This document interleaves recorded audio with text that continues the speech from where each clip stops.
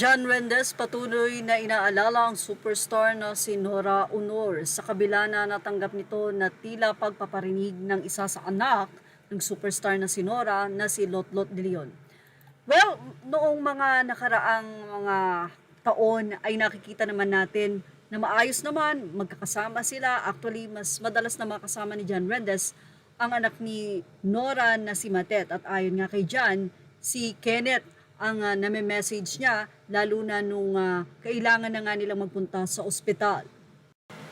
Nito nga lamang ay nagpaunlak si John Rendez ng isang interview kay Julius Babaw, kung saan ay nagkaroon ito ng paghanga sa nasabi nga pong si John Rendez dahil sa mga naikwento niya na pagsasama at mga ups and downs na kinaharap nila na magkasama ng superstar sa loob ng 34 years or 33 years. At isa sa hiniling ng superstar nung kanyang 70th birthday ay ang unawain, mahalin, intindihin, bigyan ng second chance si John Rendez. Noong 17th birthday ni Nora Aunor ay nandoon lahat ng kanyang anak, including Lotlot de Leon. Kaya naman for sure ay nadinig daw ni Lotlot ang nasabing hinaing at pakiusap na ito ng ina. Pero nito lamang, sa nasabing kakatapos na interview ay tila may parinig nga daw o pasaring si Lotlot de Leon. Say ni Lotlot, people who use other people as stepping stones will one day lose their balance. Hindi pa dyan kasi meron pa siyang ipinost na marami pa na kung saan ay nag-viral nga ito sa social media. 2 post ang makikita doon na truth and lie, the truth always comes out.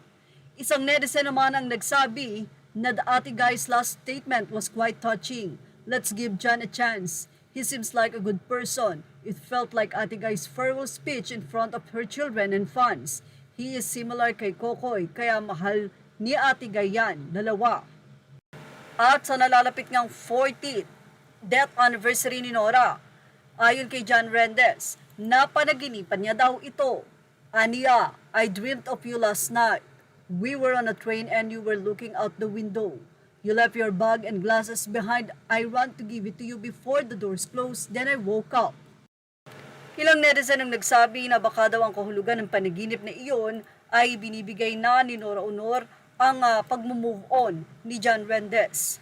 Na ibinibigay na nito ang kalayaan para sa nasabi nga pong nagmahal sa kanya na si Noynoy or Pugpoy kung tawagin nila ang isa't isa. Samantala, ilang mga netizen naman ang nagsabi kay Lotlot na it's about time na nga ba. Napatawarin na nila kung ano mang bigat o hinanakit mayroon sila kay John Rendez. At yan ang ating Showbiz Now update. Images are all credit to the rightful owners. Thank you for watching Showbiz Now.